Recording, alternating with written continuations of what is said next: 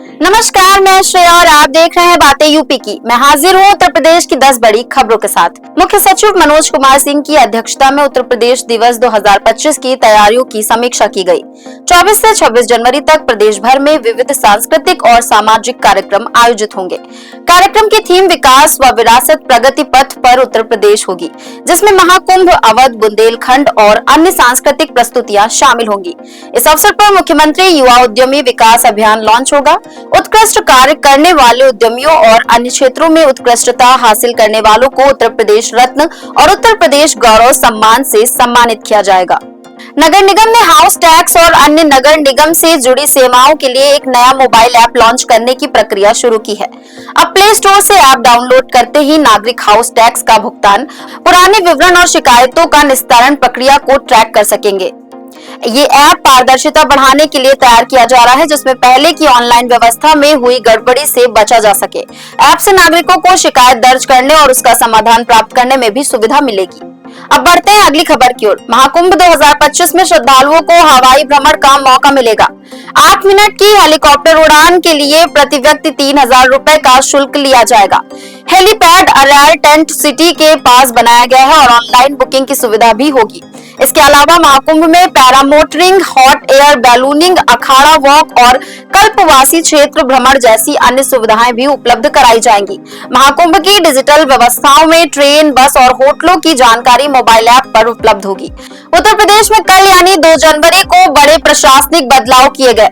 46 IAS अधिकारियों का तबादला किया गया। संजय प्रसाद को गृह विभाग का कार्यभार पुनः सौंपा गया, जो पहले चुनाव आयोग के निर्देश पर लिया गया था। दीपक कुमार को वित्त, माध्यमिक शिक्षा और बेसिक शिक्षा का अतिरिक्त प्रभार सौंपा गया। अन्य बदलावों में डॉक्टर हरिओम को समाज कल्याण विभाग से व्यावसायिक शिक्षा विभाग भेजा गया, जबकि कई अधिकारियों को नई जिम्मेदारियां दी गई। इस कदम से प्रशासनिक कार्यों में नए बदलाव और सुधार की उम्मीद जताई जा रही है। मुख्यमंत्री योगी आदित्यनाथ ने गोरखपुर के भाटी विहार में 5.23 करोड़ रुपए की लागत से बने मिनी स्पोर्ट्स स्टेडियम का उद्घाटन किया।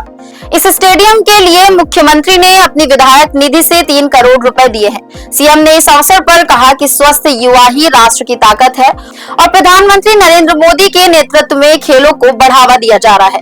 स्टेडियम में इंडोर और आउटडोर खेलों की सुविधाएं उपलब्ध हैं, जो पूर्वांचल के खिलाड़ियों के लिए एक नया प्लेटफॉर्म साबित होंगी। इसी के साथ बढ़ते हैं अगली खबर की ओर।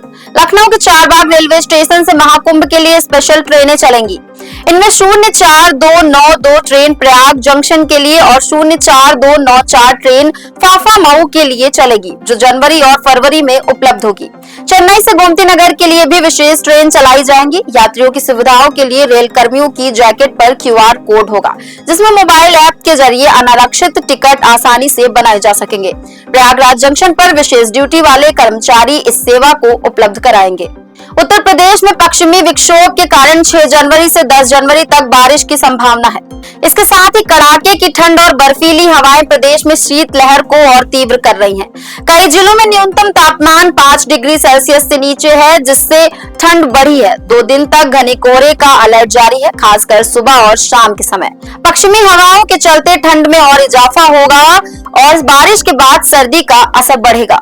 उत्तर प्रदेश के मुख्यमंत्री योगी आदित्यनाथ ने गोरखपुर में नदियों के जल को प्रदूषण से बचाने के लिए एक प्राकृतिक जल शोधन विधि का उद्घाटन किया। इस विधि से 15 बड़े मोहल्लों का गंदा पानी शुद्ध कर राप्ती नदी में छोड़ा जाएगा, जिससे जल की गुणवत्ता में सुधार होगा और ये जल खेती, पशुपालन तथा जीवों के लिए सुरक्षित होगा। मुख्यमंत्री ने इस प्राकृतिक पद्धति को अपनाने की सराहना करते हुए कहा कि इसके जरिए प्रदूषण पर नियंत्रण किया जा सकेगा और ये योजना केवल 3 करोड़ रुपए में पूरी हुई है। अब बढ़ते हैं अगली खबर की ओर। प्रधानमंत्री मोदी के संसदीय क्षेत्र काशी में 2025 में कई महत्वपूर्ण परियोजनाओं का उद्घाटन होगा, जिनमें अंतर्राष्ट्रीय cricket stadium, ropeway, ring road phase 2 और लाल बहादुर शास्त्री एयरपोर्ट का विस्तार शामिल है। इन परियोजनाओं से काशी का विकास होगा और पर्यटन को बढ़ावा मिलेगा। गंजारी से 30,000 दर्शकों वाला क्रिकेट स्टेडियम निर्माणाधीन है। साथ ही एयरपोर्ट और रोड नेटवर्क को भी अपग्रेड किया जाएगा। रोपवे परियोजना से मंदिर और पर्यटन स्थलों तक पहुंच आसान होगी। काशी से 700 करोड़ की लागत से 50 से ज्यादा परियोजनाओं पर कार्य चल रहा है। प्रधानमंत्री नरेंद्र मोदी की परीक्षा पे चर्चा 2025 कार्यक्रम में वाराणसी के 1.48 लाख विद्यार्थी शामिल होंगे। ये कार्यक्रम यूपी बोर्ड परीक्षा की तैयारी कर रहे विद्यार्थियों के मानसिक दबाव को कम करने के लिए आयोजित किया जा रहा है। विद्यार्थियों और अभिभावकों का पंजीकरण 14 जनवरी तक शिक्षा मंत्रालय के पोर्टल innovateindia1.mygov.in पर किया जा सकता है। इस कार्यक्रम में बच्चे प्रधानमंत्री से सीधे सवाल पूछेंगे। पंजीकरण के बाद कार्यक्रम नई दिल्ली के भारत मंडपम में होगा। तो ये थे दिन भर की 10 बड़ी खबरें। ऐसी ही खबरों को देखने के लिए देखते रहें और करते रहें बातें यूपी की। धन्यवाद।